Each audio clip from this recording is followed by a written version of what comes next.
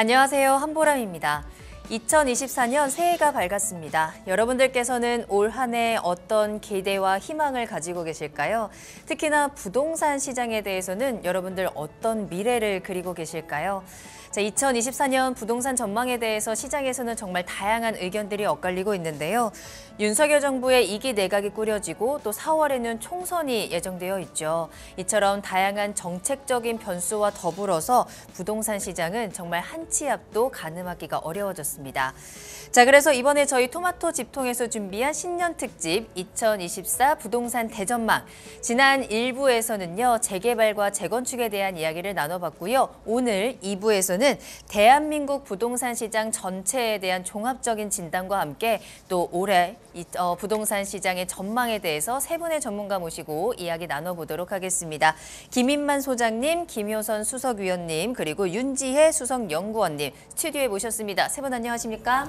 안녕하세요. 반갑습니다. 오늘 세 분께서 이제 2024년 부동산 시장이 어떻게 될 것이냐 이제 전망을 해주시는 굉장히 중요한 역할을 맡으셨는데 어떤 이야기가 오갈지 조금은 그래도 긍정적인 이야기가 나오기를 저도 기대를 하면서 본격적으로 시작해 보도록 하겠습니다. 자, 일단 이제 2023년이 모두 지나가고 새해가 밝았는데요. 2023년 부동산 시장을 한마디로 정리하자면 어떻게 정리할 수 있을까? 핵심 키워드를 뽑아볼 수 있을까요? 2023년 말에 이제 히트친 영화가 있습니다. 서울의 봄이라고요. 아, 그렇죠. 그래서 네. 저는 2023년 부동산 시장을 한마디로 요약하면 부동산의 봄이라는 2023년이요? 표현을 쓰고 싶은데요. 네. 시작이 굉장히 추웠거든요. 2022년 금리가 굉장히 가파르게 올랐기 네네. 때문에 급락을 했다가 1.3 대책이 나오면서 이제 좀 봄이 왔습니다. 좀 회복을 했는데요. 그렇죠. 봄까지는 좋았는데 이제 봄 다음이 문제거든요. 이제 여름으로 가느냐. 최근 분위기를 보니까 다시 여름을 건너뛰고 꽃샘추위가 길어지고 있는 것 꽃샘추위가 같고. 길어지면서 이러다가 네. 여름이 안 오고 바로 겨울로 가는 것이 아닐까. 네. 굉장한 기로에 서 있는데 네. 일단 봄까지는 확인을 했고요. 봄 다음이 어떻게 될지가 굉장히 궁금한 2023년 시장이었고요. 2024년 같은 경우는 이제 봄 다음이 뭘까가 이제 결판이 날 것 같습니다. 그래서 2024년 시장이 네. 가장 중요하고요. 우리도 예의주시하면서 지금 전망을 하고 있습니다. 좋은 표현이었던 것 같아요. 2024년에는 제발 좀 뜨거워질 수 있기를 저도 응원을 하고요. 우리 김효선 위원님께서는 2023년 부동산 키워드 어떻게 꼽으세요? 소장님이 앞서서 부동산의 봄이라고 말씀해 주셨는데 저는 정책의 힘이라고 좀 말씀드리고 싶습니다. 네네네. 2022년도 말에는 사실 거래가 굉장히 줄면서 부동산이 급락할 거라고 예상을 했었는데 작년 같은 경우에는 1월 3일부터 전면적인 규제 완화를 발표하면서 생각보다는 경착륙에서 연착륙으로 그래도 어느 정도 정책의 성공을 거뒀다라고 할 수 있을 것 같고요. 네. 다시 최근 들어서는 조금 냉기가 돌고는 있지만 어쨌든 작년에 그런 정책이 아니었더라면 작년에도 정말 그 전년도에 이어서 굉장한 거래 절벽과 부동산 급락을 경험했을 거라서 정책의 힘이 굉장히 컸던 한 해가 아니었을까라고 한마디로 정리하고 싶습니다. 또 이제 올해 총선이 또 기다리고 있기 때문에 올해 나올 정책에 대해서도 굉장히 관심이 많으실 것 같은데요. 그에 대한 이야기도 잠시 후에 자세히 나눠보도록 하겠고요. 마지막으로 우리 윤지혜 연구원님 어떻게 보세요? 네, 뭐 한마디로 요약을 해야 되니까 네. 뭐 관련해서 사실 여러 가지 말씀을 주셨습니다만 현재 그러니까 올해 그러니까 작년이죠. 2023년 시장을 한마디로 요약하자면 굉장히 차별적인 회복세였다 이렇게 볼 수가 있고요. 네. 우리가 이제 물건 유형별로도 굉장히 차별화돼 있었습니다. 아파트와 이제 비아파트 혹은 비주택 유형들이 굉장히 차별적으로 회복을 하면서 아파트 중심으로만 거래량이 회복된 것도 있고요. 그리고 이제 가격을 주도한 지역도 결과적으로는 서울과 수도권 혹은 세종시 정도 차별적으로 회복을 하면서 시장에서는 굉장히 양극화된 형태가 나왔습니다. 그러다 보니까 올해 이런 차별적인 회복, 그러니까 선도 지역이죠. 선도 지역들이 회복세를 이끈 부분들이 2024년에 얼마나 영향을 미칠 거냐 이런 부분들을 같이 봐야 된다 볼 수 있습니다. 예. 이야기를 들을수록 이제 2023년 부동산 시장에 대해서 어느 정도 좀 긍정적인 부분들을 짚어주신과 동시에 한계점들을 짚어주시면서 2024년 부동산 시장이 가지고 있는 과제들이 좀 많다라는 생각이 드는데요. 말씀해 주신 것처럼 2023년 초에 조금은 반등하는 듯 했던 시장이 다시 한번 조금 주춤해지고 있습니다. 그래도 2022년에 비하면 시장이 전반적으로 쪽으로 조금은 온기가 돌지 않았나라는 생각이 드는데 이어지면서 현재 부동산 시장 분위기가 어떤지가 이제 중요할 것 같거든요. 근데 이제 올해를 처음으로 시작하는 거니까 김효선 의원님, 현재 부동산 시장 분위기는 어떨까요? 네, 상반기 2분기까지는 생각보다 거래량이 굉장히 좀 빠르게 회복이 되면서 가격도 반등세를 보였었죠. 그렇지만 전체적인 누적을 보면은 전국적으로 플러스로 마감을 한 곳은 어느 곳도 없기는 합니다. 그래서 거래량이 뭐 평년의 반토막 정도 수준이긴 하지만 22년도에 비해서는 어느 정도 되살아나서 그게 상반기 때는 가격을 좀 견고하게 버틸 수 있는 힘을 만들어준 것 같은데 그 정책이라는 것이 이제 10월 들어서면서부터 갑자기 그 방향성이 약간은 바뀌었죠. 작년에 대부분의 거래를 이끌었던 특례보금자리론 뭐 일반형 같은 경우가 이제 폐지가 되고 네. 우대형만 지금은 남아 있는 상태고요. 그리고 DSR이 본격적으로 이제 정책적으로 본격적으로 이제 본격화되면서 차주별로 빌릴 수 있는 금액이 굉장히 좀 한계가 생겼습니다. 네네. 그래서 서울의 집값이 크게 떨어지고 있지 않는 상황에서 DSR을 적용해 보면 LTV가 무색할 정도로 개인별로 돈을 빌려서 집을 살 수 없는 그런 시기가 되다 보니까 거래가 점차 줄어들고 있는 모습이고요. 그래서 지금 10월, 11월 통계를 보면은 서울 아파트 같은 경우에는 2,000건대 정도까지 거래량이 굉장히 좀 감소가 되었습니다. 이게 올해 들어서는 더 거래가 감소되면서 가격이 조금 더 거기에 거래에 대한 영향을 미칠 것으로 예상이 되고요. 그래서 상반기 때는 어느 정도 회복이 됐지만 하반기 들어서면서 정책의 힘이 좀 없어지다 보니까 그게 또 시장에 영향을 주고 있는 그런 모습입니다. 알겠습니다. 윤지혜 연구원님께서는 현재 시장 어떻게 보세요? 네, 뭐 아무래도 상반기에 이제 1.3 대책 나오고 그리고 이제 특례 보금자리론 시행하고 뭐 역전세 관련된 대책들 나오면서 사실은 서울에서도 굉장히 차별적으로 회복을 했습니다. 그래서 고가 지역들, 우리가 이제 강남 3구라고 하는 지역들, 네네. 혹은 용산구 이렇게 포함한 마용성 지역들이 있는데 이 지역들은 과거 고점 수준을 이미 회복한 상황입니다. 그런데 이런 이제 고가 지역들이 회복을 하게 되면 사실은 이게 계속 유지가 되려면 사실은 중저가 지역 쪽에서 좀 이 부분들을 받쳐줘야 됩니다. 근데 그런 부분들이 받쳐주지 못하는 상황에서 고가 지역의 회복이 빠르다 보니까 거기서 이제 수요자 저항감이 좀 커졌던 거고요. 네. 그리고 우리가 작년 이제 9월과 10월 사이에 이제 채권 금리가 좀 요동친 부분들이 있었고 정부가 이제 정책 자금들을 좀 축소하다 보니까 거기서 실수요자 중심으로 좀 위축된 감이 없지 않아 있었다 이렇게 볼 수가 있는데 이 영향으로 거래량이 크게 줄어들면서 지금 많이 오른 지역 중심으로 좀 조정을 받고 있다 이렇게 평가를 하고 있습니다. 예. 이야기를 들을수록 현재가 정말 봄이 맞나라는 생각이 드는데 소장님 어떠세요? 이게 일단 부동산 시장 상황을 보면 2023년 시장을 먼저 한번 보면은요. 네. 상반기에 이제 좀 큰 폭으로 회복을 했습니다. 물론 윤재 연구원께서 말씀해 주셨듯이 지역별, 상품별 편차가 굉장히 큰데요. 우리는 서울 수도권 지역의 이제 아파트 위주로 먼저 좀 말씀을 드려야 될 것 네. 같은데 상반기는 거래량도 늘어났고요. 전반적으로 회복세를 보였는데 하반기 특히 이제 추석 지나면서 좀 꺾였거든요. 뭐 정책적인 요인도 있겠죠. 특례보금자리도 이제 9월 네. 26일자로 종료가 됐는데 저는 가장 중요한 요인이 집값 추가 상승에 대한 기대감으로 저는 보여지거든요. 뭐 예를 들자면 10억 최고점이 한 10억 하던 집값이 2022년 12월 한 7억까지 떨어집니다. 고점 대비 한 30% 정도 떨어졌다가 네네네. 2023년 상반기 한 9억 5천까지는 회복을 했거든요. 회복을 하니까 시장의 수요자들, 집을 팔려는 매도자들도 있고요.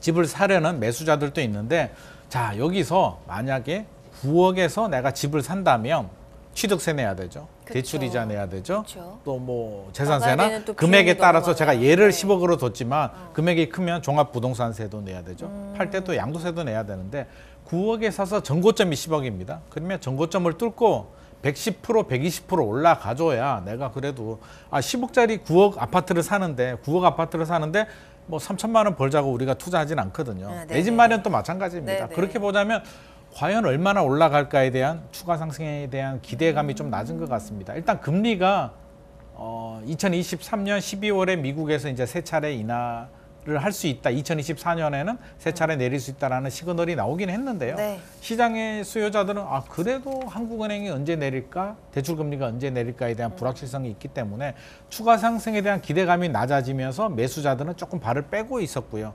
집을 팔려는 매도자들은 더 오를 것 같으면 매물을 회수하는데 여기서 그렇죠. 올라 본들 얼마나 오를까 하는 생각을 하니까 매물을 좀 내놓고 있는 상황, 그런 상황이었습니다. 그래서 2023년은 그렇게 넘어갔고요. 네. 2024년 이제 변수가 있죠. 결국에는 이제 금리로 또 돌아서게 됩니다. 그렇죠. 금리가 미국에서 이제 세 차례 인하 시그널이 나온 거는 긍정적인 요인인데 한국은행은 언제 인하가 될지 또 실질적으로 은행에서 대출 금리는 얼마나 내릴지에 대해서 그 영향을 보면서 아마 시장의 수요자들이 추가 상승에 대한 기대감이 높아진다면 네.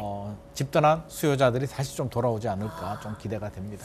결국에는 가장 큰 키워드는 또 하나 이제 금리로 저희가 돌아갈 수밖에 없는데 이 금리가 장기화되면서 이제 2023년에 또 하나 부동산 시장을 뒤흔들었던 이슈 중에 하나가 바로 부동산 PF 부실 리스크 위기였습니다. 아직까지도 완벽하게 해결되지는 않았다. 특히나 부동산 시장뿐만 아니라 우리 경제 전체를 위협할 수 있는 요소로 좀 떠오르고 있는데 특히나 이게 조금 위험한 게 이 리스크가 2024년부터 본격화될 수 있다라는 얘기 때문이거든요. 해결을 좀 봐야 될 것 같은데 어떻게 움직여야 될까요? 네. 제가 답변합니다. 네. 일단 이 PF 쪽에서 위기가 시작된 건 2022년 10월입니다. 강원도 쪽에서 PF 사태가 터졌었고요. 그때 이제 회사채 금리가 요동치면서 실질적으로 이제 대형 건설사가 무너진다는 우려감들이 컸고요. 더불어서 우리가 알고 있는 둔촌주공 단지들도 사실은 자금 조달이 안 돼서 문제가 됐던 시기였다 할 수 있고요. 이게 2023년 오는 동안 정부가 이제 50조 원 플러스 알파 대책을 세우면서 일정 부분 구조조정을 하고 있기는 합니다. 하고 있긴 한데 이게 이제 대규모 사업장들이 부실화되는 것들은 만기 연장 형태들로 막고 있거든요. 그래서 우리가 한번 생각해 보실 부분은 그때 그러니까 2022년 10월 그때 이후에 현재까지 오는 동안 그러니까 2023년까지 연말까지 오는 동안 이 부분들이 과연 정리가 안 되고 있었나 한번 보시면 소규모 사업장들은 국소적으로 정리는 하고 있었습니다. 네. 다만 이제 중견 혹은 대형 건설사 쪽에서 문제가 되는 것들이 지금 정리가 안 되고 있는데 그 부분들이 지금 정부의 의지는 연착륙으로 막겠다는 의지가 굉장히 강하기 때문에 실제 이게 경착륙으로 돌아섰을 때 문제가 되는 건 결국은 금융권 부실로 연결이 되는 거거든요. 네, 그렇죠. 금융권 부실이 신용 경색으로 연결이 되고 이게 뭐 실업자를 양산하고 이런 경기 충격이 와야 부동산 시장 쪽에 영향을 미치는데 당장은 이제 분양과 이런 이제 착공되는 이런 물량들 축소에 더 영향을 많이 미치고 있다 보고 있기 때문에 실질적으로 2024년에는 분양 물량이 좀 축소가 되면서 네. 그 부분들도 시장과 같이 엮이는 부분들이 있습니다.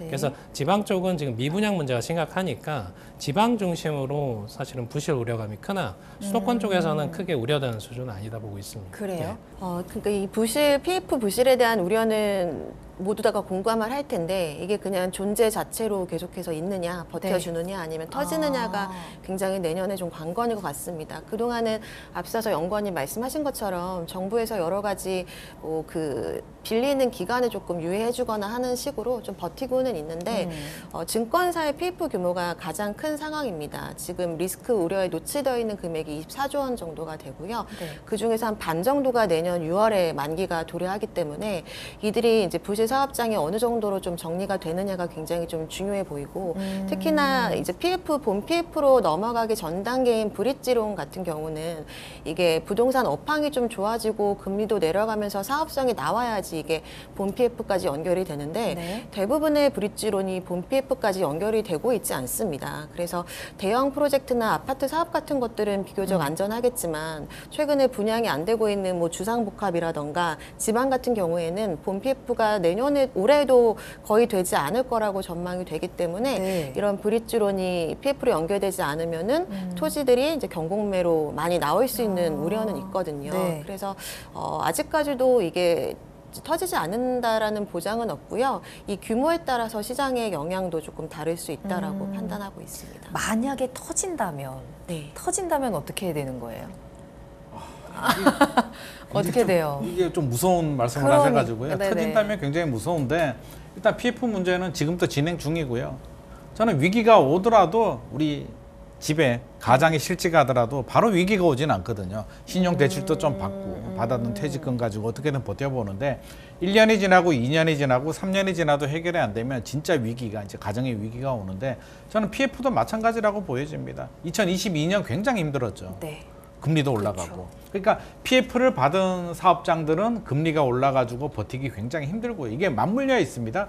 금리와 이제 분양, 미분양이 맞물려 있는데 서울 수도권 청약 시장은 그나마 좀 괜찮았지만 지방은 미분양이 쉽게 소진이 안 되고 있거든요. 네. 현재 전국 미분양의 87% 정도가 지방입니다. 그래서 지방이 굉장히 심각한 상황인데 자, 문제는 총선 전까지는 어떻게든 정부가 수습을 하려고 할 거고요. 네. 총선이 지나면 저는 수습은 불가피하다. 그러니까 연착륙을 하긴 해야 되는데 모든 건설사들을 다 살리면서 연착륙 하기는 어려울 것 같고요. 네. 중소건설사들은 지금 또 폐업을 하고 있는데 우리가 이제 예의주시하는 거는 좀 대형 건설사들. 최근에 도급순위 16위 건설사가 이제 굉장한 위기설이 나돌았는데 어떻게든 좀 수습을 한 것 같습니다. 이게 좋게 수습이 된 건 아니고 네. 어떻게든 안 터지게 좀 무마를 한 것 같은데 이게 해결된 문제는 아니거든요. 그러면 두 가지 요인이 있습니다. 이게 쉽게 해결이 되지 않으면 일단 입주 물량, 네. 그러니까 착공 물량과 인허가 물량, 건설사들이 사업을 못하기 때문에 중장기적으로는 공급 감소에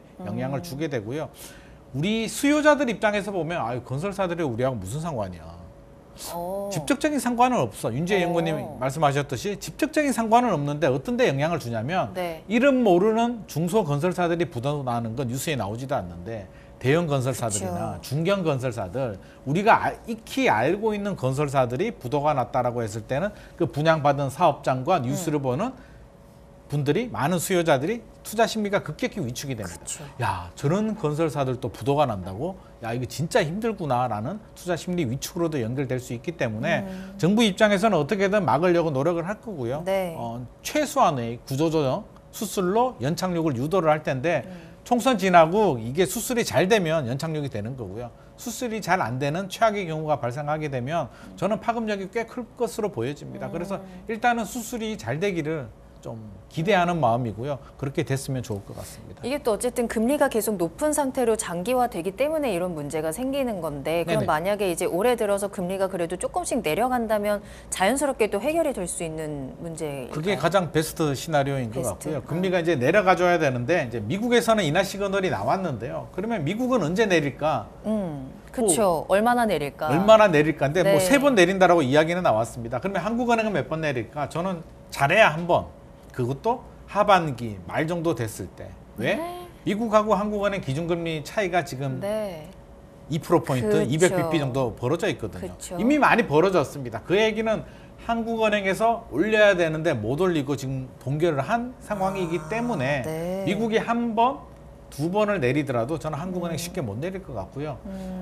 아마 미국이 3번 정도 내리면 한 번 정도는 내리는데 한 번 내려가지고는 큰 효과는 없을 것 같아요. 그렇게요. 조금 기대를 한다면 네. 대출금리가 좀 선반영되는 부분이 있거든요. 지금 고정금리는 먼저 좀 회사채로 움직이기 때문에 네. 먼저 좀 내려왔고요. 변동금리는 아마 몇 달 있다가 저는 조금 우리 CD 금리라고 하나요? 우리 코픽스 금리죠. 네네. 코픽스 금리 적용되기 때문에 조금 더 늦게 내려오긴 하지만 실질적으로 대출 금리가 좀 내려온다면 숨통은 좀 트일 것 같고요. PF 금리도 혹시라도 좀 더 내려온다면 자연스럽게 연착륙이 되는데 아마 정부가 원하는 건 이런 베스트 시나리오일 것 같은데 금리 인하가 실질적으로 언제 될지 네. 얼마나 빨리 될지 얼마나 많이 될지가 가장 중요한 포인트가 될 것 같습니다.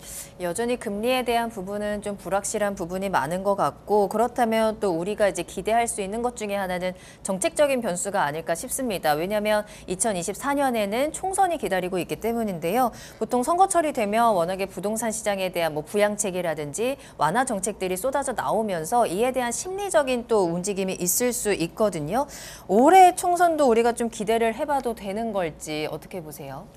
네, 늘 뭐 총선을 앞두고 나서는 벌써 작년부터 김포를 비롯한 경기도의 여러 지역이 서울 편입 이슈가 네. 이미 나왔었는데 그쵸. 아무래도 총선을 앞두고 나서는 특히 이제 지역구 선거다 보니까 국지적인 시장에는 영향을 단기적으로 줄 수밖에 없는 부분인 것 같고요. 근데 정책이라는 거를 조금 넓게 살펴본다라고 한다면 추가적인 규제 완화를 지금 이제 가장 궁금해하실 것 같은데 네네. 전년도에 대부분의 규제 완화가 굉장히 많이 이루어졌거든요. 근데 이루어진 것들 중에서 이제 법령 개정이 필요한 부분들은 대부분이 법령 개정을 실패를 해서 이루어진 것들이 많지 않은데, 그때 얘기가 나왔던 실거주 의무 폐지라던가 다주택자 좀 취득세 중과 부분들, 네. 이런 부분들이 법령 개정에 성공할 가능성은 있긴 하지만 저는 그 외에 추가적인 규제 완화를 기대하기는 좀 어렵다라고 보여집니다. 왜냐하면 제가 좀 해석하기로는 지금 윤석열 정부에서도 집값을 상승시키겠다라는 얘기라기보다는 어느 정도 부합해서 안정화시키는 것을 좀 더 목적으로 두고 있는 걸로 보여지거든요. 네. 그래서 국토부에서 나오는 얘기들이나 이런 방향성 자체가 집값을 견인한다기보다는 정상적인 그 거래를 정상화시키면서 안정화시키는 데 더 목적을 두고 있기 때문에 급격한 수요를 좀 증가시킬 수 있는 규제 완화책이라기보다는 정상적인 거래를 좀 목적으로 할 것 같습니다. 그래서 올해 예정되어 있는 신생아 특례론이 가장 큰 그런 수요 정책 중에 하나라고 보여지는데, 아기를 낳아야 되잖아요. 맞아요. 그래서 굉장히 좀 제한적인 정책이다 보니 이게 사실 거래량 증가로 이어지지 않는다라고 한다면 또 다른 공공금융 성격의 제도를 좀 내놓을 수는 있겠지만 그거와 좀 별다르게 과거처럼 급격한 그런 완화는 좀 기대하기 어렵지 않나 생각하고 있습니다. 그러니까 가격이나 이런 것들보다는 거래량, 그리고 조금 더 안정화에 초점을 맞춘 정책을 좀 예상을 해주셨습니다. 자, 그러면 우리 김민만 소장님께서는 정책적인 포인트는 어떻게 체크하고 계세요? 저는 어느 정부라도 정책의 목표는 똑같습니다. 서민 주거 안정이고요. 주택시장 안정이거든요. 네. 어느 정부가 집값이 급등하기를 바라고 급락하기를 바라겠습니까? 그래서 총선을 앞두고 나올 수 있는 정책은 굉장히 제한적이에요. 주택시장에 영향을 주지 않으면서 표심을 얻을 수 있는 정책 위주로 나오는데, 네. 2023년에 이제 하반기에 화두가 됐던 게 메가시티죠. 네. 근데 메가시티도 처음에 좀 반짝하다가 후에 과연 실효성이 얼마나 있을까에 대한 부분, 또 지역적인 호재이기 때문에 크게 반향을 일으키지는 못했는 것 같고요. 2023년 12월 마지막에 좀 나왔던 게 이제 안전진단, 재건축 안전진단을 대통령께서 네네. 이제 안전진단 없이 바로 진행할 수 있게, 빨리 할 수 있게 해줘야 된다라는 이야기가 나왔는데, 우리 실거주 의무도 폐지되지 않았거든요. 또 국회 법 통과돼야 되는 부분인데, 이 역시도 이슈는 던졌지만 시장의 수요자들은 이제 알잖아요. 아, 법이 통과가 돼서 실거주 의무도 안 되는데, 그래 나 통과되는 거 보고 어떤지 판단하겠다라는 생각이기 때문에 이렇게 화두로 던지는 부분이 실질적으로 크게 최근에 투자 심리가 위축된 심리를 살리는 데는 저는 좀 역부족이라는 생각이 들고요. 네. 중요한 규제는 지금 남아있는 규제가 강남 3구, 용산구거든요. 네. 규제죠. 그걸 푸느냐? 저는 절대 못 풀이라고 봅니다. 그걸 푼다는 얘기는 네. 집값이 많이 떨어져야 됩니다. 강남, 용산구 집값이 떨어져야 되는데 앞서서 윤재희 연구원께서도 말씀하셨듯이 거의 뭐 전고점을 돌파한 지역들도 있고요. 전고점 가까이 간 지역들도 있기 때문에 시장에서 원하는 또 파급력이 큰 이런 규제들이 풀리지 않는다면 저는 찻잔 속의 태풍으로 그칠 가능성이 높고요. 잘해야 한 4월 정도의 토지거래가 정도 풀리면 베스트인데, 그거 풀린다고 해서 주택시장이 크게 투자 심리가 영향을 받을 것 같지는 않습니다. 궁금해지네요. 혹시 두 분께서도 좀 기대하고 있는 뭐 규제 완화라든지 좀 정책적인 거 이런 게 나왔으면 좋겠다 하는 게 있으실까요? 연구원님? 제가 말씀드리겠습니다. 네. 그러니까 2024년에 키워드로 잡는 것들 중에 일단 저는 이제 정책을 첫 번째 우선순위로 보고 있고요. 네. 이 정책 부분을 왜 강조를 드리냐면, 물론 이제 총선이라는 그 불확실성, 이 시점까지는 정책적인 변수들이 나오긴 좀 어렵습니다. 다만 이후에 총선이 4월이잖아요. 그럼 그쵸. 4월부터 우리가 12월 사이에 그 해에 볼 수 있는 것들은 이 구도에 따라서 세금 쪽에서 전면적인 개편들이 하나 있습니다. 그래서 취득할 때의 세금, 그리고 보유할 때의 종부세와 이 재산세와 관련된 개편, 더불어서 양도세와 관련된 부분들은 계속 중과 유예를 하고 있습니다만, 이 살 때, 팔 때, 이 보유할 때의 세금 자체가 이 현 정부에서는 사실 이 취득세 중과 자체도 개편하려고 하고 있고요. 더불어서 재산세와 종합부동산세도 통합하려고 하고 있습니다. 더불어서 양도세 자체는 이 주택 수에 따라서 중과세 하는 부분들을 아예 폐지하려고 하고 있거든요. 그래서 이게 총선 결과에 따라서 크게 바뀌는 건 이 세금적인 부분들이 굉장히 크다 볼 수가 있고요. 두 번째로는 우리가 이제 시장에서 지금 DSR 제도라는 이 대출 제도들을 시행을 네. 하고 있는데, 이 대출 제도를 시행할 때 가장 큰 피해를 보는 쪽, 아까 김인만 소장님도 말씀 주셨습니다만, 정부의 정책 목적은 서민들의 주거 안정이잖아요. 그럼 양질의 주택을 공급하는 데 있습니다. 근데 공급 주체, 서민이라고 할 수 있는 부분들은 우리가 볼 때 신용도도 떨어지고 재산도 부족하고 소득 기반도 약하잖아요. 이분들을 우대하는 정책들을 계속 내놓을 수밖에 없습니다. 거기서 보시게 되면 신생아 혹은 청년 그 외에 뭐 중장년층에서 사실은 이미 사실은 내 집 마련을 못하고 계신 분들이라면 이런 쪽에서 과거에는 우리가 2023년에는 이 특례보금자리론으로 굉장히 저변을 넓게 혜택을 줬다면 2024년에는 이 대출 규제 자체를 DSR 쪽에서 서민들을 국소적으로 우대하는 정책으로 변할 거다 이렇게 보고 있습니다. 세금과 대출이 사실 우리가 부동산 거래하는데 가장 큰 비중을 차지하는 부분이기도 하죠. 혹시 위원님께서도 좀 정책적인 부분 보고 계신 게 있으실까요? 그 최근에 많이 나온 또 키워드 중에 하나가 공급 부족에 대한 키워드가 좀 그쵸. 있었는데 네네. 특히 좀 공급이 부족한 서울이나 도심권의 공급을 늘리기 위해서는 어느 정도 사업성이 나와줘야 되는데 전년도에 그 도심주택 공급을 할 때 분양가 상한제 폐지에 대한 발표가 한 차례 있었거든요. 그래서 도심권에 있는 분양을 할 때 특히 강남 3구나 용산구 같은 지역들이 아이러니하게도 분양가가 상당히 낮아서 네. 여전히 남아있는 로또 청약이 되어버렸는데 이런 지역들은 분양가가 높아도 사실 분양이 어느 정도 성공적으로 마무리되거든요. 그래서 도심 지역의 그 특히 재정비 사업들 이런 네. 것들이 공급으로 이어질 수 있는 인센티브가 좀 필요하다라고 보여지고요. 반대적으로는 지방에 대해서 지금 특히 대구 경북 지역들이 장기적으로 공급이 계속해서 미분양이 늘어나고 있어서 추가적인 하락들이 계속해서 예상이 되고 있는데 이런 지역들에는 일시적으로 세제적인 인센티브 같은 것들을 좀 줘서 서울에 있는 사람들이 지방에 있는 미분양 지역 주택을 살 때는 다주택자를 하더라도 뭐 취득세나 양도세 부분을 조금 감면해 주는 등의 혜택을 줘야 네. 그런 데들의 그 입주 물량들이 좀 소진이 될 수 있어서 지역에 따른 좀 차등적인 인센티브가 필요하다라고 보여집니다. 세 분이 짚어주신 이 정책적인 포인트가 우리 투자자분들이나 내 집 마련을 원하시는 모든 분들께서 조금 더 공감할 수 있는 많은 포인트를 짚어주신 것 같습니다.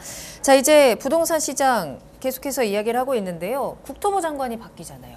네. 그렇잖아요. 이제 지난 26일에 이제 첫 출근을 한 우리 박상우 국토부 장관이 그럼 과연 새로 취임한 만큼 어느 정도 좀 변화를 계속해서 꾀하려고 할 것 같은데 어떤 움직임이 나올까요? 저는 국토부 장관이 바뀌었다고 해서 정책이 갑자기 이렇게 180도로 바뀌지는 않을 것 같습니다. 네. 박상우 장관에 대한 하마평을 들어보면 상당히 합리적이고 원칙론자라는 좋은 평이 굉장히 많습니다. 네. 굉장히 실력이 있고 좋은 평이 많은데요. 자, 시장 흐름에 따라서 움직이거든요. 장관이 내가 이런 생각을 가지고 있다고 해서 정책 방향이 내가 규제를 풀어줘야지 규제를 풀어주지 않고 시장 상황을 보면서 주택시장 안정에 도움이 된다면 규제를 풀어주고 네. 그렇지 않다면 풀어주지 않습니다.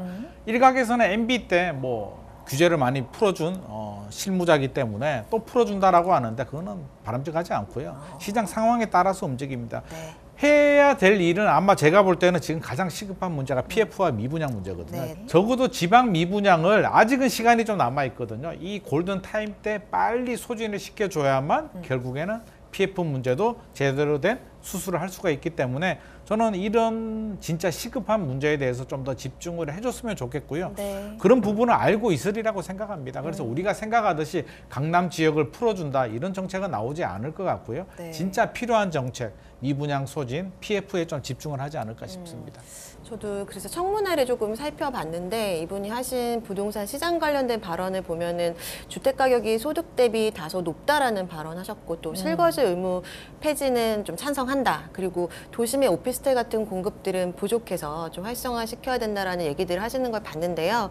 아무래도 앞서서 우리 그 소장님 말씀해주신 것처럼 윤 정부의 공약들에 뒷받침되는 여러 가지 역할들을 이제 할 수는 있겠지만 거기서 급진적인 추가적인 규제 완화 칼을 빼든다 이런 표현까지 네. 쓸 만큼의 추가적인 정책은 나오기는 좀 어렵다고 보여지고요. 지금 이제 발표되었던 실거주 의무 폐지라던가 오피스텔 이런 부분에 대한 대한 조금 추가적인 혜택은 있을 수는 있을 것 같습니다. 그렇지만 시장에서 이제 그 다주택자들이 조금 원하는 네. 그 양도세라던가 취득세의 파격적인 뭐 면제 이런 식의 이런 식이라던가 아니면 강남 3구를 규제해서 다시 해제해주는까지는 조금 어려울 것 같고요. 시장을 이 상태에서 공약들을 좀 이렇게 진행시켜 나가는 정도로 좀 펼쳐지지 않을까 생각하고 있습니다. 알겠습니다. 윤지혜 연구원님께서는 어떤 의견이실까요? 예, 뭐 전반적으로 국토부 쪽에서는 사실은 주도할 수 있는 정책이라는 것들이 뭐 공급과 관련된 부분들이 상당수 차지합니다. 뭐 청약과 관련된 부분들도 있고 앞으로 공급량을 어떻게 조절할 거냐, 네. 혹은 분양가를 어떻게 통제할 거냐, 혹은 규제 지역을 어떻게 정비할 거냐 여기에 대한 이슈들이 있는데 현 정부도 그렇고 뭐 새로운 국토부 장관 후보님도 그렇고 사실은 규제 완화라는 표현을 하지는 않습니다. 규제 정상화라는 표현을 하죠. 정상화. 예, 그래서 우리가 이제 여기서의 인식은 지난 정부에서의 규제가 너무 초강력으로 시행이 된 부분들이 있으니까 그 규제들을 좀 빼내자 하는 부분들이 있고요. 그래서 사실 가장 시급한 이슈는 PF 쪽에서의 문제점들이 있는데 아까 이제 김인만 소장님 말씀하신 것처럼 금리가 내려서 PF 시장이 정상화되는 것도 있고요.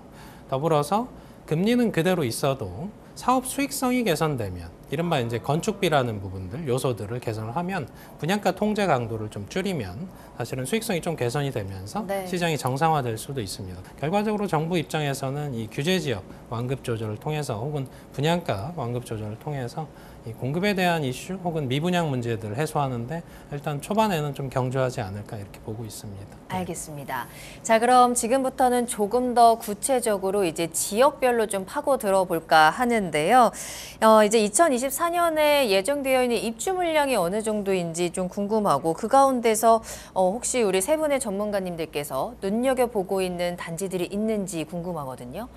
일단 입주 물량은 많이 줄어들 것 같습니다. 줄어들고. 조사 기간마다 아마 차이는 있는데요. 네. 부동산 R114 자료는 아마 윤재영 의원께서 설명을 해주실 것 같고 네. 뭐 전체적으로 보더라도 서울시는 한 2만 5천 원 정도 서울을 기준해서 그 정도 얘기를 하는데 제가 볼 때는 2만 5천 원은 좀 어렵지 않나 싶고요. 네. 1,500에서 15,000원 정도로 저는 예상을 합니다. 그래서 서울은 원래 부족했고요. 절대적으로 부족한 지역인데 2024년은 특히 더 부족하다. 그리고 2025년에는 둔천주공이죠. 올림픽파크 네, 포럼 12,000세대가 네. 나오니까 3만 호가 조금 상회하는 수준인데 이게 지금 흐름을 보면 건설사들이 굉장히 힘들잖아요. 그쵸. 건축비도 올라가죠. 인건비도 올라가죠. 분양가 상한제 일부 지역들이지만 분양가도 마음대로 못 올리는 상황에서 뭐 PF 문제까지 겹쳤기 때문에 최근에 보면 인허가 물량, 착공 물량, 분양 물량이 다 줄어듭니다. 그 얘기는 3년에서 5년 후까지 입주 물량이 줄어든다는 얘기거든요. 이게 네. 2024년에만 입주 물량이 줄어드는 게 아니라 네. 저는 한 5년 정도 보고 있기 때문에 물론 입주 물량이 줄어든다고 해서 집값이 아파트 가격이 바로바로 올라가지는 않습니다. 공급이 뭐 한 번 부족하다고 해서 실시간으로 이렇게 1+1은 2 이렇게 올라가지는 그렇지 않는데요. 않죠. 네. 이게 1년, 2년, 3년, 5년까지 누적이 되면 확실한 공급 부족이 되기 때문에 지금이 아니라 중장기적으로는 저는 굉장히 좀 예의주시한다. 그러면 지금 침체의 터널을 우리가 통과는 하고 있는데 2015년에서 2021년까지 서울이 한 7년 정도 올랐기 때문에 2022년, 2023년 2년 조정이 되고 바로 이렇게 또 상승장으로 돌아서기는 어렵겠지만 여기서 시간이 몇 년 더 지난다면 저는 이런 결국에는 공급 부족이 또 상승의 하나의 압박 요인으로 작용될 가능성이 높기 때문에 네. 서울이 굉장히 중요한 이유가 우리가 서울이 오르면 수도권 지역이 영향을 받고요. 풍선 효과가 생기기 때문에 서울 지역을 예의주시할 수밖에 없고요. 좀 반대로 어려운 지역이라면 네. 대구하고 경북 아, 지역은 네. 입주 물량이 2025년까지도 많습니다. 대구가 계속 힘들더라고요. 힘들어요. 그래서 네. 그런 지역들은 내 집 마련하시는 분들이라면 조금 더 보수적으로 접근하시는 게 좋을 것 같고요. 서울 지역 같은 경우는 가격이 얼마나 떨어졌는지 여러 가지를 보고 좀 판단할 필요가 있을 것 같습니다. 알겠습니다. 자, 윤지혜 연구원님, 부동산 114에서는 우리 입주 물량 그리고 앞으로의 전망 어떻게 체크하고 있을까요? 일단 뭐 우리가 계속 서울 얘기를 하는 이유는 서울이 선도 지역이어서 그렇습니다. 그 지역에서 어떤 이슈가 있느냐에 따라서 수도권 혹은 5대 광역시에 영향을 미치거든요. 그래서 일단 서울시의 입주 물량을 한번 설명을 드리면 네. 2023년에 한 3만 3천 호 정도 입주를 했습니다. 그리고 2024년 예정돼 있는 건 한 11,000호 정도 예정돼 있어요. 근데 이제 서울시에서 추산해서 따로 발표하는 자료가 있거든요. 그걸 보시면 한 25,000호 예상이 돼 있습니다. 그래서 이 편차가 어디서 오느냐? 차이가 꽤 예, 나는데요. 그래서 그걸 보면 역세권 청년 임대 주택들이 한 7천, 8천여 가구가 포함이 되어 있습니다. 네. 그럼 우리가 서울시의 입장은 그 일견 타당하게 인지는 하고 있습니다만 잘 생각해 보시면 역세권 청년 임대가 시장의 임대 물량으로 나오냐는 거죠. 그렇죠. 예, 나오지 않습니다. 안 나오죠. 그럼 매도 물량으로 나오나요? 안 안 나오지 나옵니다. 않나요? 네. 그래서 실질적인 입주 물량은 저희가 추산하는 한 11,000. 거기에 이제 후분양되는 물량들이 덜어 있습니다. 올해 이제 후분양을 해서 올해 입주하는 경우들이 있거든요. 그러면 많이 늘어봐야 한 15,000호 정도가 됩니다. 근데 보통 서울 쪽에서 정상적으로 공급이 되는 물량이라고 하려면 3만 호 이상까지는 공급이 돼줘야 됩니다. 네. 근데 그게 안 되기 때문에 이게 어디에 영향을 미치냐면 전월세 가격에 영향을 미칩니다. 우리가 이제 입주장이라는 것들이 형성이 돼야 네. 국소적인 지역들이 전세값이 빠져주거든요. 그게 빠져주지 않기 때문에 전월세 시장 쪽에서의 작년에 그 역전세 혹은 전세 사기 이슈들은 최근에 이제 오름폭을 기록을 하면서 어느 정도 일단락이 됐거든요. 네. 그게 이제 내년에도 상승 기조가 유지가 될 거다에 대한 전망은 이 입주 물량으로 하고 있다 이렇게 볼 수가 있고요. 다만 아까 이제 지방 쪽은 미분양이 굉장히 많기 때문에 이 지역 중심으로는 여전히 공급과 관련된 입주 물량과 관련된 이슈들은 사실은 조금만 나와도 굉장히 많게 느껴지는 시기다 볼 수 있습니다. 네, 앞서서 두 분이 자세히 말씀해 네, 주셨지만 입주 물량도 지역별로 굉장히 편차가 심합니다. 그러니까요. 서울과 이제 수도권만 하더라도 서울이 가장 대표적인 공급 부족을 지금 겪고 있거든요. 인구수 대비해서 입주 물량이 굉장히 적은데 반면에 경기도와 특히 인천 지역은 또 입주 물량이 굉장히 많습니다. 특히 인천은 평년이 한 15,000호 정도가 입주를 하는데 22년도랑 작년에 4만 건 넘게 입주를 했거든요. 근데 올해랑 내년에도 각각 한 23,000호 정도씩 입주를 하기 때문에 굉장히 좀 공급 과잉 지역으로 좀 손꼽힐 수 있고요. 그래서 서울의 입주 물량이 아마도 이제 서울의 인구들이 경기도나 인천 쪽으로 조금 유출이 되는 그런 영향을 끼칠 수 있을 것 같고 지방 같은 경우에도 지금 전라권은 계속해서 입주 물량이 조금 부족한 상태라 집값이 빠질 때도 가격이 상대적으로 견고하게 유지를 하고 있고 반면에 경상권 특히 대구 경북 지역은 장기적으로 계속 입주가 과잉이 되고 있어서 네. 그런 지역들은 시장이 회복이 되더라도 장기 침체 우려가 있는 거죠. 이게 신축들도 입주가 안 되고 특히 중공업 미분양 수치마저도 최근에는 늘어나고 있거든요. 그래서 그런 부분들은 장기적인 악영향을 줄 수 있을 거기 때문에 서울 같은 경우에는 아파트 외의 주택들에 대한 좀 건전성들 그리고 네. 지방 지역은 과잉 지역들에 대한 대책 해결 방안들이 좀 필요할 것 같습니다. 자, 그러면 시장에 그래도 지역별로 호재가 무엇이 있을까 이 부분을 좀 더 짚어본다면 아무래도 가장 큰 호재는 교통 호재가 되지 않을까. 그중에서도 오랫동안 기다려왔었던 GTX 노선인데요. GTX A 노선이 이제 3월에 개통을 눈앞에 두고 있습니다. 그렇다면 이 부분은 그래도 조금은 심리적으로 좀 영향을 줄 수 있지 않을까. GTX가 주는 파급력이 조금 궁금하거든요. 파급력 크죠. 크죠. 왜냐하면 교통에 불편한 지역들, 동탄이나 운정이나 의정부나 이런 지역들 같은 경우는 상당히 불편합니다. 일산이나 맞아요. 파주 운정에서 강남 쪽에 한번 나오려면 지하철 3호선을 타도 1시간이 걸리고요. 광역버스를 타면 1시간 더 걸리고요. 차를 타면 또 더 걸립니다. 우리가 좀 유념해야 될 점은요. 네. 계속 집값이 반영되지 않는다는 거죠. 상당히 선반영된 부분이 있다. 우리 지하철이 새롭게 연장이 되거나 신설이 되면 보통 발표될 때 오르고요. 착공 들어갈 때 오르고 펜스 친다라고 하죠. 네. 착공 들어갈 때 오르고 이제 완공될 때 오르는데 좀 선반영되는 부분이 있어요. 우리가 집값이 오를 때도 기대감이거든요. 야, 더 올라갈 것 같으면 내가 지금 들어가도 돼라고 생각하는데 막상 완공이 되고 나면은요, 이제 미래 가치가 현재 가치로 전환이 됩니다. 이미 완공됐기 때문에 더 좋아질 건 없는 거죠. 네. 그러면 3월에 완공이 예정이라고 한다면 지금 기대치가 거의 뭐 2023년 하반기부터 최고치를 찍고 있기 때문에 동탄이나 일부 지역들은 가격이 굉장히 많이 올랐어요. 그래서 저는 여기서 좀 우리가 알아둬야 될 건 네. 결국에는 가격의 적정성이 있거든요. 시장 수준이. GTX가 생긴다고 해서 지나치게 좀 오버슈팅, 과열이 된 지역들은 막상 개통이 되면 그 이상으로 더 많이 오르기는 좀 힘들 수도 있겠다라는 점은 제가 미리 말씀을 좀 드리고 싶습니다. 네, 선반영이 된 부분 플러스해서 지금 워낙에 시장의 전망이 좋지 않다 보니까 어느 정도 한계는 좀 있을 것 같아요. 어떨까요? 네, 아무래도 이제 메가시티 얘기가 계속 나오는 것도 똑같은 이유일 것 같은데 서울과의 접근성이 거리 대비해서 너무 떨어지다 보니까 그런 지역들의 교통 호재가 가장 크게 시장에 영향을 미치는 것 같습니다. 네. 근데 이게 미래 가치가 너무 즉각적으로 가격에 반영되는 부분이 있어서 제 기억에 그 인덕원역 신설된다는 발표 나고 거의 2주 안에 17억 원까지 가격 찍은 게 기억이 나거든요.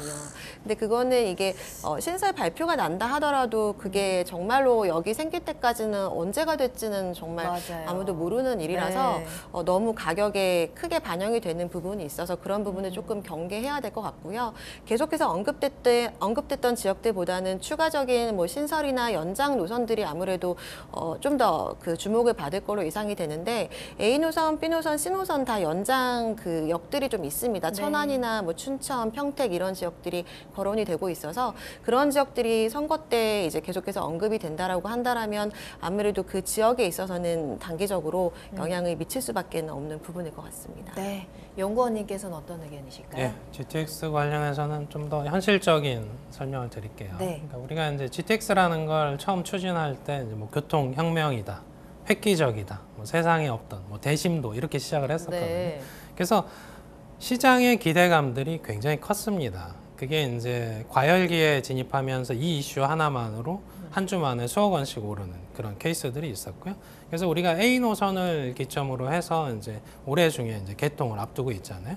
그러면 현재 이 시점에서 가장 수혜를 받는 곳들은 사실은 동탄이었죠. 근데 동탄 쪽에 이제 시세를 한번 보시면 2023년은 굉장히 회복이 빨랐고요. 그러다 보니까 가격 수준이라는 것들이 서울에 필적하는 단지들이 꽤 생겼습니다. 네. 그럼 우리가 시장에서 봤을 때는 대체 효과들이 좀 생기거든요. 그럼 이제 실제 개통되고 나서 그러면 가격이 오를 거냐? 저는 죄송하게도 가격이 빠질 가능성이 더 높지 그래요? 않나 이렇게 생각을 합니다. 왜냐하면 기대감이 너무 선반영됐었고요. 더불어서 이 GTX 노선 자체가 요금 자체가 쌀 수가 없습니다. 구조적으로 투입된 비용들이 있기 때문에 그러다 보면 선택적으로 활용은 할 수 있으나 실제 평상시에 활용하기에는 네. 이 비용 자체 부담이 상당하다는 거죠. 그럼 비용 부담이 크다는 얘기는 서울 도심지 쪽에서 출퇴근하는 수요 대비 오히려 주거 비용 쪽에서 더 많은 비용을 소모하게 한다는 겁니다.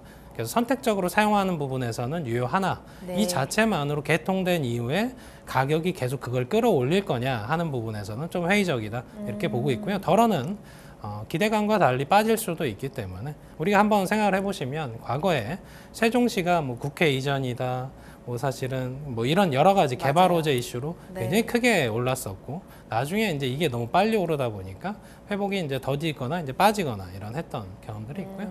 강원도에서도 우리가 평창 동계올림픽 하면서 교통 호재가 있었잖아요. 올림픽 끝나자마자 가격이 빠지기 맞아요. 시작하는 패턴들을 보였고 더불어서 그 제주 쪽에서도 제2공항이다, 뭐 투자 이민제다 해서 한때 붐이 있었다가 현재는 지금 한 5, 6년째 가격이 빠지고 있는 그런 네. 국면들을 보고 있기 때문에 지나친 기대감을 가지시고 GTX 이슈가 있는 지역들이 들어가시게 되면 현재 시점에서는 조금 조심하실 필요가 있는 곳이다 설명을 드립니다. 예. 이 GTX의 실효성에 대한 부분들이 실수요자들이나 실거주자들에게 이 집값에 대한 가치를 얼마나 실어주느냐가 이제 중요할 것 같네요. 그 기대감을 실제로 증명하는 그 부분에 있어서 가격 변동성은 우리가 주의를 해야 될 것 같습니다. 2024년에도 전반적으로 이야기를 들어보면 지금 당장 실수요자든 투자자든 모두가 지금 당장 적극적으로 시장에 뛰어들기에는 살짝 부담스러운 시장이 아닐까라는 생각이 들어요. 여러 가지 억누르고 있던 요소들이 속 시원하게 해결된 게 지금 아무것도 없다라는 생각이 드는데 그렇다면 우리가 내 집 마련의 기회를 잡기 위해서 우리는 어떤 전략을 짜야 할까 조금 더 팁을 주시면 좋을 것 같거든요. 이번에는 김효선 위원님의 의견부터 들어볼까요? 네, 금리가 이제 올해 들어서는 작년보다는 조금씩 인하가 될 가능성이 있고 특히 네. 고정금리가 선반영돼서 사실 특례보금자리론 금리가 크게 차이나지 않을 정도로 고정금리가 이미 떨어진 상황입니다. 네. 근데 그럼에도 불구하고 지금 개개인들이 집을 살 수 있을 때 가장 중요한 부분은 저는 DSR이라고 보여지거든요. DSR이 사실 이제 아까 초반에 말씀드린 것처럼 노원구의 한 아파트 시세가 12억 정도인데 그게 LTV로 따지면 한 7, 8억 8억 정도 대출이 나와야 네. 되는 건데 네. 그게 노원구 평균 소득으로 DSR을 계산해 보면은 3억 정도밖에 나오지가 않습니다. 그래서 이게 주택 가격의 심리가 회복된다 하더라도 또 금리가 인하된다 하더라도 개개인의 소득이 늘거나 부채가 줄지 않으면 네. 살 수가 없게 되거든요. 그래서 올해는 금리 인하임에도 불구하고 거래량이 크게 늘지 않을 거라고 좀 예상이 되고 있어서 매물들이 계속해서 증가하게 되면은 아무래도 조금씩 그 금매가 늘어날 수는 있잖아요. 그래서 금매가 좀 떨어지고 금매가 좀 많이 나오고 본인이 살 수 있는 정책들이 나오거나 아니면 살 수 있는 여력이 있는 범위 내에서는 올해부터도 저는 이제 내 집 마련을 뭐 할 수 있으면 하라라고 좀 말씀을 드리고 싶고요. 다만 좀 사고 싶을 때 살 수 있을 정도의 부채 관리가 사실 가장 중요한 것 같습니다. 네, 계속 관망하기보다는 그 기회를 잡기 위해서는 계속 스스로도 좀 연구와 그리고 좀 노력이 필요할 것 같은데 윤지혜 연구원님, 우리 집 언제 살 수 있을까요? 어떻게 해야 될까요? 뭐 현재 시점에도 사실은 시장에 매물들은 굉장히 많이 쌓여 있습니다. 이게 이제 싸게 나와 있냐 아니냐에 대한 좀 논란은 있습니다만 네네. 실질적으로 양적인 부분들은 굉장히 쌓여 있으니까 여전히 매수자 우위 시장에 있습니다. 다만 근데 이제 실수요자가 우리가 시장에서 지금 맞이하게 될 상황들은 이런 경우는 좀 드물긴 합니다만 PF 문제 때문에 분양 물량이 많이 안 나옵니다. 올해 특히. 그리고 입주 물량이 줄어들면서 전월세 가격은 오르는 것들을 보시게 될 겁니다. 네. 그래서 어떻게 보면 실수요자 입장에서는 신축으로 넘어가기도 어렵고 전월세 시장에 있자니 좀 불안해지는 그쵸. 시장 국면을 맞이하게 된다는 거죠. 그래서 제 입장에서 볼 때는 이 실물 쪽 기존 주택 시장에 지금 물건들이 쌓여 있긴 합니다만 이건 거래에 의해서 사라지기도 하고요. 혹은 시장에서 매도자가 매물을 회수해서 사라지기도 합니다. 그래서 어떤 시기에서는 기대감에 의해서 갑자기 매물량이 줄기도 하기 때문에 되도록이면 매수자 우위 시장에서 결정을 하시는데 저는 올해 특히 인플레 요소들이 실물 쪽에 반영이 되기 시작할 거다 이렇게 보고 있습니다. 그동안은 신축 분양가 위주로 반영이 됐거든요. 네. 분양가는 올해도 사실은 떨어질 거다 전망은 나오지 않습니다. 그러면 기존 주택 가격이 싸 보이는 효과를 주거든요. 그러다 보면 이쪽으로 시장 가격이 이제 수요자들이 넘어가면서 네. 인플레 요소들이 반영이 되는데 문제는 이런 겁니다. 인플레 요소가 반영이 돼봤자 한 3에서 4% 정도의 상승이거든요. 그럼 요건 이제 문제가 되는 건 뭐냐면 우리가 아까 계속 고금리, 뭐 높은 금리 얘기를 하잖아요. 그래서 대출금리, 주택담보대출금리 자체가 한 5에서 6% 수준에 있습니다. 네. 물론 이제 시중금리에 따라서 좀 더 내려갈 수는 있습니다만 실물 쪽에서 물가를 반영을 해도 본인이 대출을 너무 많이 받으면 수익성이 훼손됩니다. 그러다 보니까 본인이 가지고 있는 시드, 이 머니와 관련된 부분들을 어느 정도 충족을 했나에 대한 게 하나 필요하고요. 그리고 본인이 소득 기반이 양호한지에 대한 걸 판단을 하셔서 대출을 최소화해서 진입을 하셔야 이 매수자 우위 시장에서 가격 협상력은 있으니까 좀 급매물들을 선택을 하실 수가 있습니다. 그 정도 되어야 수익이 훼손되지 않으면서 자산 여건들이 좀 개선이 된다 볼 수 있기 때문에 네. 가지고 있는 자금도 부족하고 소득 기반도 약하다면 죄송하게도 사실은 원활하게 투자에 진입할 수 있는 시장은 아니다 이렇게 평가를 해드립니다. 예. 네, 무리해서 진입하기에는 지금 여러 가지 리스크들이 많으니까요. 우리 김인만 소장님께서는 어떤 팁을 주실까요? 저는 이렇게 어려운 시기일수록 좀 기준과 원칙을 좀 우리가 세울 필요는 있다라고 보여지는데요. 네. 제가 생각하는 기준과 원칙은 첫 번째는 필요하냐. 그러니까 필요하신 분들이 그 집이? 있습니다. 그렇습니다. 주택이 필요하신 분들, 네. 머스트. 꼭 사야 되는 분들이 있어요. 뭐 부모님 봉양이라든지 자녀 교육이라든지 아니면 신혼부부인데 결혼을 하게 되는데 양가 부모님이 돈을 도와줘서 집 사 기다린다고 해서 너희들 타이밍 잡기 어려워. 돈을 주면서 집을 사라고 하는데 부모님이 돈을 주는데 굳이 안 살 이유는 없습니다. 네. 아버지 저 뉴스토마토 보니까 3년 기다려랍니다. 3년 기다릴게요 라고 해서 3년 후에 부모님이 돈을 다시 준다는 보장이 없기 때문에 네. 일단 필요하신 분들이라면 내 집 마련을 하시는 게 맞습니다. 사실 우리가 100% 타이밍 잡기가 굉장히 어렵거든요. 집값이 떨어지면 또 무섭습니다. 공포가 지배가 되기 때문에 굉장히 어려운데 지금 고민되는 분들은 이런 머스트가 아니고요. 꼭 사야 되는 분들이 아니라 우와 살까 말까 하시는 분들이 있습니다. 사도 되고 안 사도 되는 분들이라면 시장 상황을 잘 모니터링을 해야 되는데요. 물론 개인마다 개인의 가치관이나 보는 관점에 따라 차이는 있는데 상승장이라고 판단이 되면 오르는 장이라고 판단이 되면 사야 됩니다. 그렇죠. 그러면 2015년에서 2021년까지가 상승장이었기 때문에 주택 가격이 올라가고 있어요. 작년에도 올랐고 올해도 올라갈 것 같습니다. 네. 이런 분위기 때는 그냥 사야 됩니다.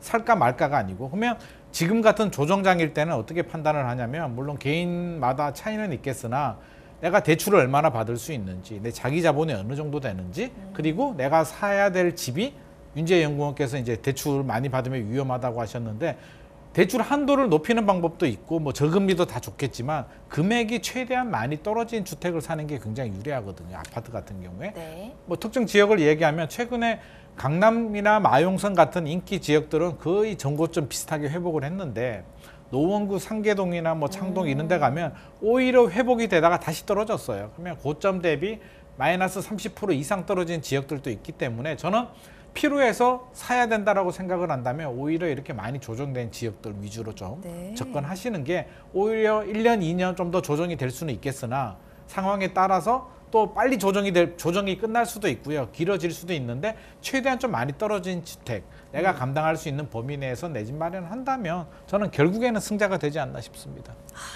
세 분이 말씀해 주신 이 투자를 위한 특히나 내 집 마련의 기회를 잡기 위한 꼭 우리가 체크해야 되는 체크리스트들 잘 참고를 하신다면 그래도 좋은 기회를 잡을 수 있지 않을까 함께 응원을 하도록 하겠고요. 그럼 세 분께 단도직입적으로 여쭙겠습니다. 올해 부동산 시장 상승할까요? 하락할까요? 세 분께서 동시에 제가 하나 둘 셋 하면 상승 하락을 외쳐주시면 좋을 것 같아요. 둘 중에 하나. 네, 둘 중에 하나입니다. 중간은 없습니다. 중간 없어요? 없습니다. 상승과 하락 조금이라도 오를 것 같다면 상승 쪽으로 해주시면 좋을 것 같고요. 제가 묻겠습니다. 하나, 둘, 셋. 상승합니다. 두 분 하락이고요. 네. 우리 연구원님께서만 상승인데 그럼 가장 마지막에 의견을 듣도록 하겠고요. 왜 하락이라고 생각하세요? 이게 굉장히 어려운 질문을 주셨는데요. OX만 주셔가지고 중간이 네, 없습니다. 없습니다. 그래서 하락이라고 했는데 이제 의미를 잘 해석을 해야 되는 게 큰 폭의 하락이 아니고요. 네. 변수가 있습니다. 금리 변수를 일단 빼고요. 우리가 금리는 한 차례 정도 하반기에 내릴 수 있다라는 게 전제 조건으로 하고요. 네. 그러면 지금 2023년 작년 추석 이후에 분위기가 꺾였기 때문에 네. 부동산 시장 분위기는 한번 꺾이면 한번 설정이 되면 6개월 정도는 가거든요. 또 총선 전에 정부가 무리하게 또 부양책이 안 나올 것으로 보이기 때문에 2024년 올해 상반기는 저는 조금 내리막으로 갈 것 같고요. 집주인들이 호가를 좀 내려줘야 됩니다. 사실은 매수자들이 이 올라는 호가가 부담스럽다는 거거든요. 호가를 내려주게 되면 하반기에는 아마 매수 대기자들이 좀 들어올 수도 있기 때문에 네. 저는 상반기에는 좀 조정이 되고요. 하반기에는 좀 반등하는 장이 예상이 되는데 네. 전체적으로 본다면 크게 올라가기 좀 어려울 거다라는 생각에 제가 하락을 했고요. 네. 이제 변수는 금리가 예상과 다르게 두 가지 경우가 있을 수도 있습니다. 너무 빨리, 너무 많이 내리는 경우. 그렇다면 큰 폭으로 상승할 수도 있습니다. 그리고 또 반대로 예상